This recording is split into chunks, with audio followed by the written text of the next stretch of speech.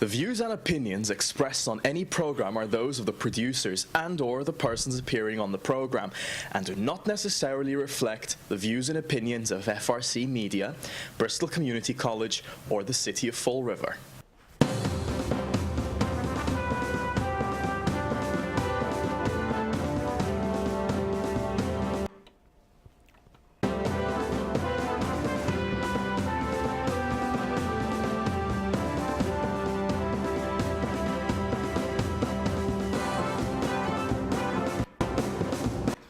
Hello, welcome to Spindle City Straight Talk. I'm Chip. And I'm CJ. And I don't know if we're having little difficulties today, a little technical difficulty, but we'll manage to get through.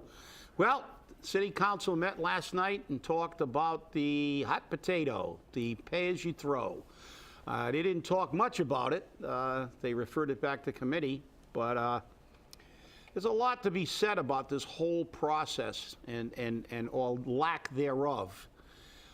You know, the fact that we have heard that Mayor Sutter has said that he doesn't care what the city council action is, that he's going to begin to implement fines within a couple weeks. That frankly distresses me because, you know, why bother putting it in front of the council if you don't give two craps what they do with it?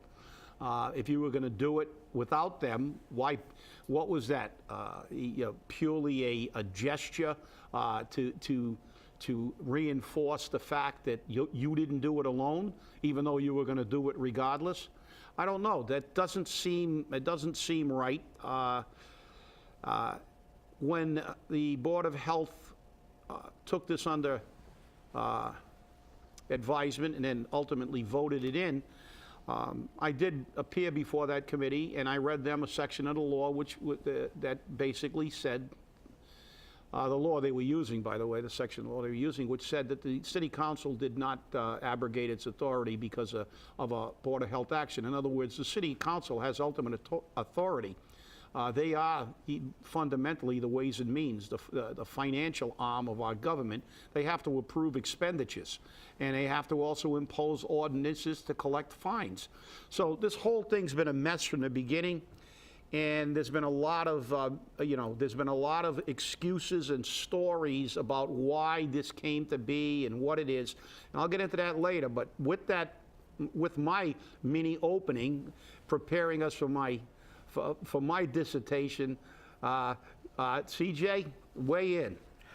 Oh, weigh in. I'm a big guy. I weigh a lot. You know, it's just amazing that last night was, especially after Tuesday. Monday. Monday was the ordinance committee meeting. And I went and I, gave them a few good quotes. I think the best quote that I gave them was when I closed, as Jason Correa was trying to rush me away, was, that rebellion against tyrants is obedience to God. And that's what we have here. We have a city council and a mayor who are tyrants, absolute tyrants. There's no question about it. So, King George got the boot. Our most recent King George, our most recent tyrant, William Flanagan, got the boot. Hopefully in November, these people start giving some boots. But I think what you saw last night was political ploys, political games to make sure that they retain those seats. And it was shameful. For 5+ years, and you can correct me, Chip, because you would know better than I, the city council has refused to buy another piece of fire apparatus, a new truck, a new anything. They've refused, absolutely refused. Unless the federal government was paying for it, they wanted nothing to do with it. But all of a sudden, Councilor Pereira can come out and say, oh, we need a bond for new fire engines because we had 2 break down. Stop. Stop the political games. This was something you should have done years ago. We had over 300 firefighters at one time. We had working apparatus. We had the best fire department going. And we still have a great bunch of men doing the job. The problem is we have a bunch of idiots on the city council who are afraid to do their job. And that's not acceptable. It's just not acceptable. And to use it as a political ploy, a political game to make sure you get reelected, says to me that all you're in this for is to make sure you can keep your seat, you can keep bolstering your pensions, and you can make sure you got your health care. And that does not fly with me. It does not fly with me. Okay? We need to be sure that we have a safe community, regardless of what your opinion is. Because let me tell you something. Your opinion doesn't count. My opinion counts. Your opinion counts, Chip. The voters of Fall River's opinion counts. The people in this community count. Just because you don't think it's right doesn't mean that the people don't think it's right. And that's what you're elected to do. Represent the people, not your self-interest. Wow. Okay, CJ. Well, obviously, welcome to my world. I had to put up with that for my entire career.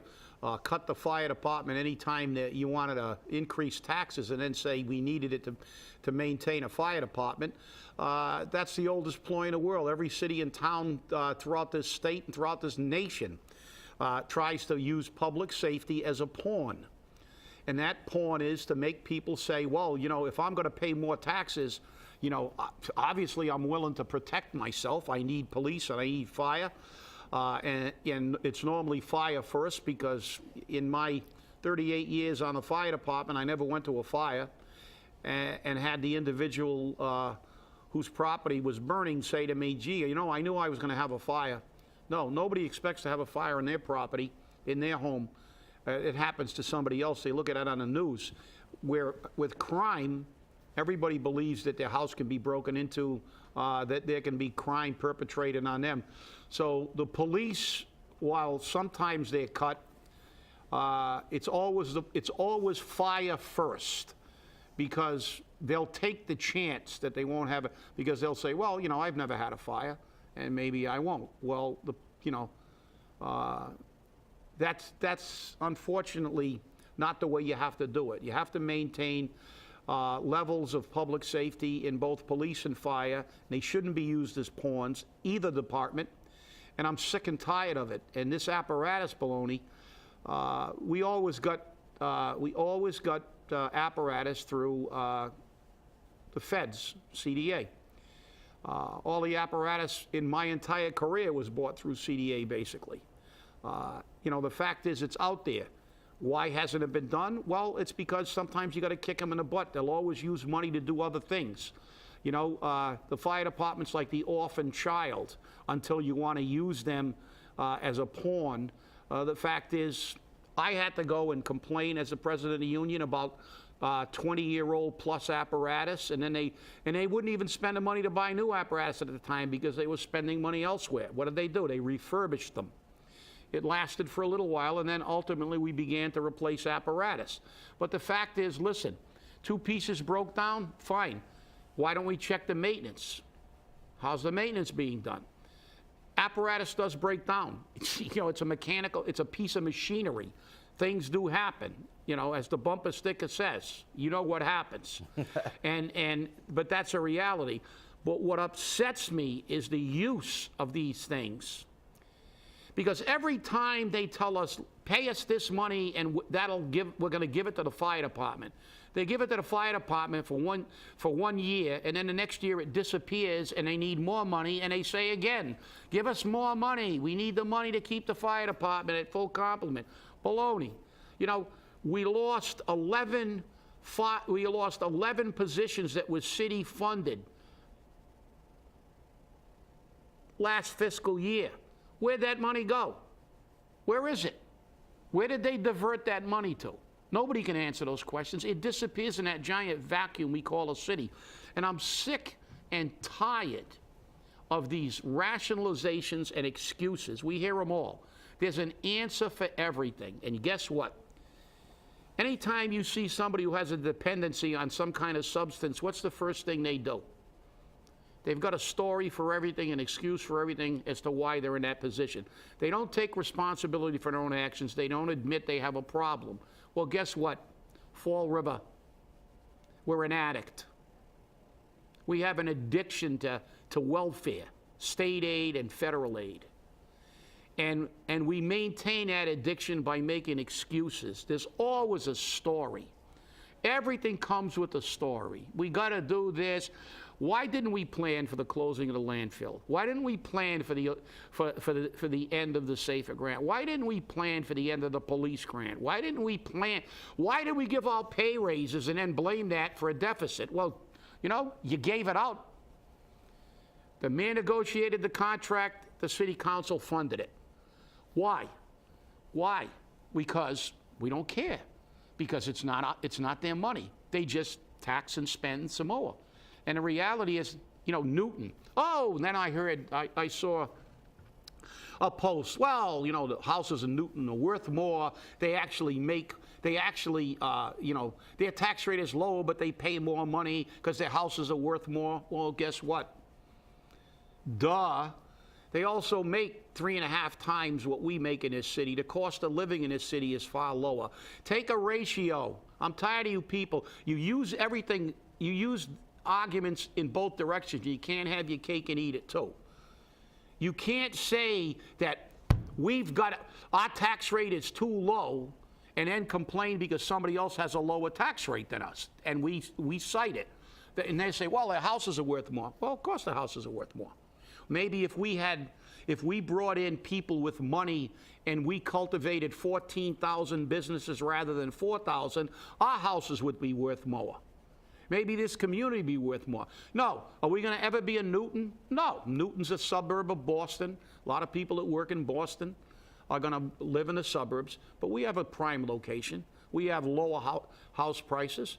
We have a lot of things going for us if we use them. The reality is, I'm tired of it.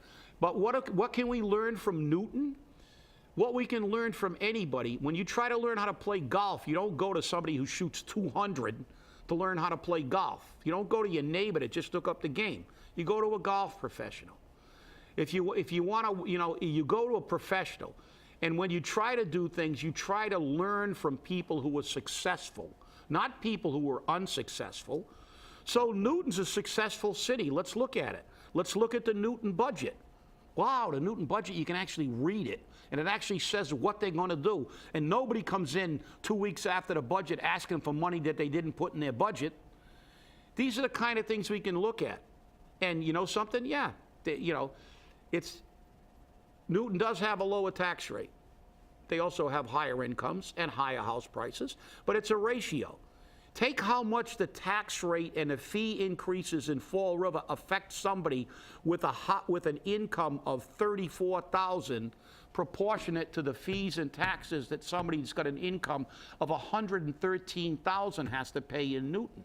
I don't think they're paying much more than us, and they have a hell of a lot better lifestyle. The difference is in Newton, they spend their money wisely. In this city, we just piss it in a hole, and that's the reality of it. And I'm tired of it. And I'm tired of them spending money everywhere and ignoring us. The mayor has said, I don't care what the city council does. I'm going to implement these fines in 2 weeks. And I will tell you on the air right now, I will file a 10 taxpayer suit as soon as he implements those fines without city council action. CJ, back to you. Interesting, because under 38 Section 14, you can file for a judicial review. So, you know, for those of you out there who think we're idiots and we don't know what we're talking about, guess what? We kind of do. I think it's very interesting, though, that you talk about that, because so many people have vilified you, me, and other people about comparing us to Newton. You know, when you look at the Newton budget, they actually have a plan. The budget comes out and they say, we need this amount of money for this year, and this is what we plan on doing. And then next year, the first thing on that budget is, this is what we said we were going to do, this is what we did, and here's why we didn't do it, or here's how successful we were at doing it. At least you know where your money's going. The other thing is, in 3 weeks or 4 weeks down the road, they don't come and say, oh, by the way, we forgot this in the budget, we need $2.5 million for a new truck, okay? Because you know what they say there? It wasn't in your budget, you don't get it. You don't get it. But in Fall River, the way we do business is, we just go and we do it. But when you're talking about budgets, let's talk about a few things. They're already working on the fiscal year 2016 budget, 2016. Do you know that solid waste because from my inside sources, already has a $3 million deficit next year. $3 million! And guess what's included in that budget? Pay as you throw. Do you wonder why the city is going to start enforcing? I'll tell you why. The city has a database already. You know those little white cards that you kept getting saying, you're not using the purple bags, you're not using the purple bags? Guess what? That name and address is in the database. And effective the date that the mayor, remember, not the city council, the mayor specifies, the city will issue tickets for enforcement. Now, when you consider that there's 1,700 people at approximately $300 a ticket, my quick math says $510,000. Now, won't that meet this year's pay-as-you-throw shortfall, which is approximately $800,000? Amazing how the numbers are starting to jive now that we're looking at enforcement. But the really important thing to know is, as was made at a neighborhood meeting, I spoke with Ken Pacheco, and we talked about a project that we both could agree on, a transfer station with material handling. Okay? It would cost about $5 million, 5.3, 5.6, to convert the old incinerator and that land to handle a transfer station and material waste handling. City doesn't want a bond for that. Well, you know, my math, and again, figures don't lie, but liars can figure, says that pay as you throw for 2 years at a $3 million a year revenue stream could pay off that improvement in 2 years. And I'm quite sure that the people of Fall River would turn around and say, hey, I'll pay for it for 2 years so that at the end of 2 years, we are handling our own trash responsibly and we're actually making a buck off of it. But do we do that? No, because a statement was made, whether it was made intentionally or unintentionally, that the problem is that we can't do that because that $3 million from the pay-as-you-throw has already been included to fill budgetary holes elsewhere in the city. So we would actually have to raise $6 million to fund it, which should pay for it in 1 year then, but we got to fill the budgetary holes. So, Mr. Mayor and gentlemen and ladies on the city council, go check out your facts. Okay? Before you open your mouth again, check your facts. I know I have, and you don't like me for it. As a matter of fact, the one thing I have been noticing, and that's why I've been kind of absent at city council meetings, is number one, when you're there too often, you're, you know, a clanging bell. They just don't hear you anymore. But more importantly is, you make sure you get me out of there as fast as you possibly can. I feel like I'm on WSAR.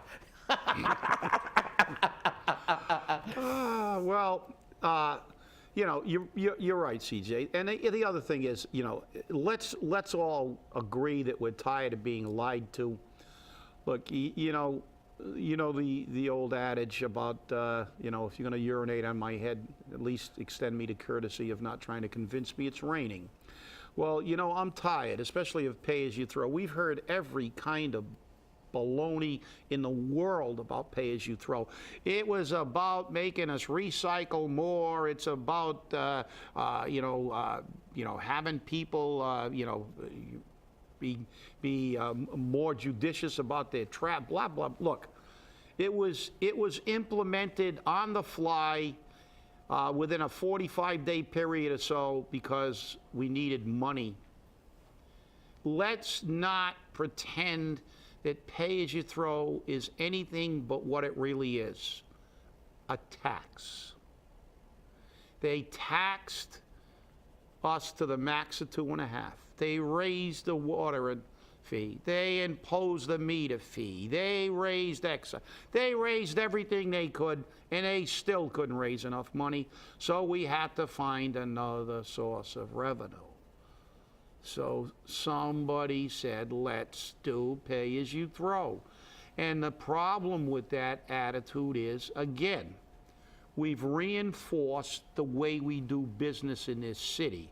That is, do anything you want, and when the bill comes due, then figure out where you're going to get the money. And that normally means there's only one place to get the money: the taxpayer, the tenant, the citizens of Fall River, most of whom, the few that do work, have to bear the brunt of the burden. The 37% of the people who own property have to bear this burden. And granted, there are a few of the 1%ers in Fall River who don't care. They don't care about it because, look, they're not the ones who can't even go out and eat where a small Portuguese restaurant has just closed its doors. You know, it's like you can't sustain business because people can't spend money. But I'm tired of the lies, and I'm tired of the way we do business. As we said, you want to learn something from Newton? Look at their budget. If you don't put it in a budget, you don't get the money. You can't spend. I mean, even our government, as as bureaucratic and sometimes, totally insane as it is, they at least pretend that they look for money before they spend it. That's the reason that they have a Ways and Means Committee on the state and the federal level. Maybe we should have a Ways and Means Committee on the city council, because we need the ways and the means to pay for things before we do them. You don't go out and spend money and then look for it. You know, you don't go down and buy a brand new car and sign a purchase and sales agreement on a house and then figure out you got $27 in your bank account. But that's the way Fall River does business, people. That's what we do. Because then what Fall River does is they go to all their neighbors and get the money. See, that's the way I wish we could all live like that. I wish I could go out and buy a Ferrari, you know, and buy $1 million log cabin or something like that and put it up in the reservation, and I could play Grizzly Adams, you know, and then run around to all my neighbors and say, hey, you know, I'm about $3 million in debt and I got $27 in the bank. Hey, can I borrow some money? Give me some money, give me some money, give me some money. You know, give me some credit cards. That's what Fall River does. This is the way we do business. And we wonder why people think we're ridiculous. The rest of the state thinks we're fools down here. They think we're all idiots. And you know, people go, oh, no, you're negative. I'm not being negative. You people complain about, oh, what Boston thinks of Fall River. Well, guess what? We bring it on ourselves. 84% of our budget is aid. This is Welfareville. And you wonder why they look down and go, these people can't run their own house. We're the laughingstock of the state. And then we got these people going, oh, don't say that, you're negative. Well, you know, I'm not negative, I'm just realistic. I look at the facts. We have the second highest percentage of people living below the poverty level. We have the second lowest income. What does that tell you? We're the second lowest in businesses for cities of our size. But no, the Messiah says we shouldn't say that because it'll make people not come to Fall River. Well, if you got a big business and you had enough brains to make money in that business, you got enough brains to do a demographic study of the city you're coming into to see if your company will be able to get some money. And as CJ said, Walmart did that. Walmart knows, hey, we cater to low-income people, and we'll even charge them more because they got nowhere else to go. And those are the only kind of companies that come here. People that take advantage of TIFs and people who take advantage of poor people. CJ? Well, you know, Chip, you're so right, and you know we've been saying this for a while. But let's talk about a little bit about fees for those people who missed it in the city council meeting because they were all focused on pay as you're a nitwit. The water department submitted their fee increases. The CSO fee's going up.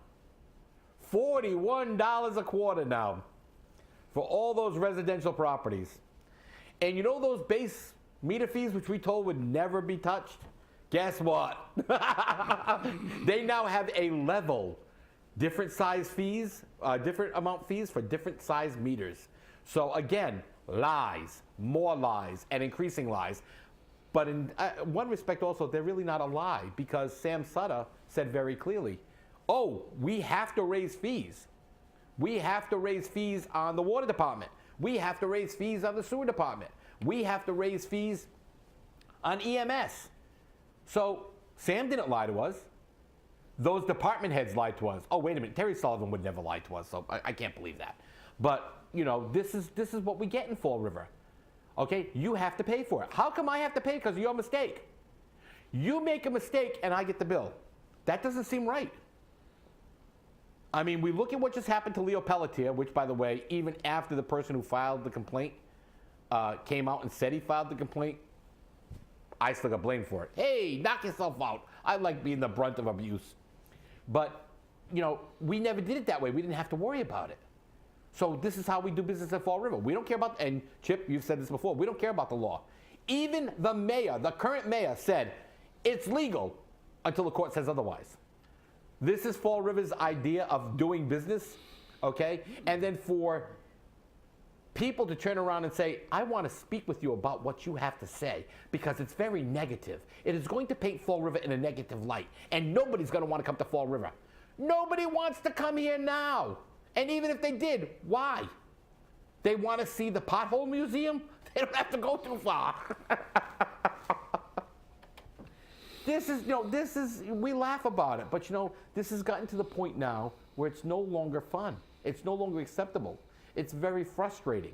I sit there and I bang my head against the wall saying, why do I keep doing this? Why do I keep putting myself through this? You know?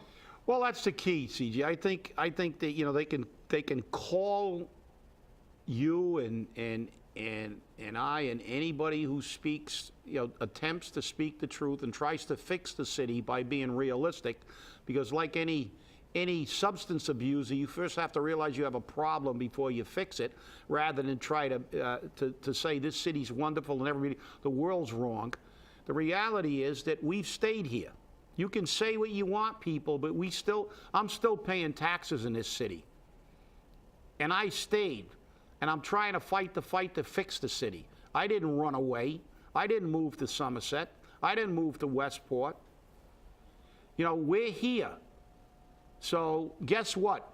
You have a right to your opinion, but I got a right to mine too, because I pay taxes in this city and I vote in this city. And if you don't like it, you can kiss me where the sun doesn't shine.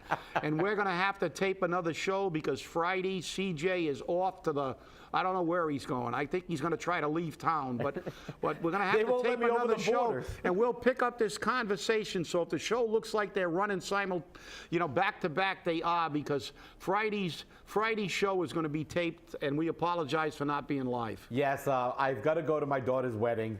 So it should be an interesting time this weekend. Well, that's a feeble excuse. No, Mike, no, congratulations. Tell my daughter that, because I'm sure she'll be more than willing to give you an earful. I know. But, it's really sad. A couple of things, though, house cleaning stuff. We've been looking for some time now for a couple of interns for the show. To learn video broadcasting and whatnot. We've also been looking for a web developer. So if you're interested, if you have any background and you'd like to do a little bit of volunteer work to build up your portfolio, please give us a phone call. We're definitely here, and we're always looking to make somebody else the next star of Fall River.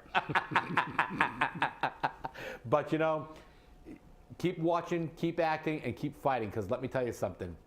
Remember, rebellion against tyrants is obedience to God. Thanks for watching. You have a great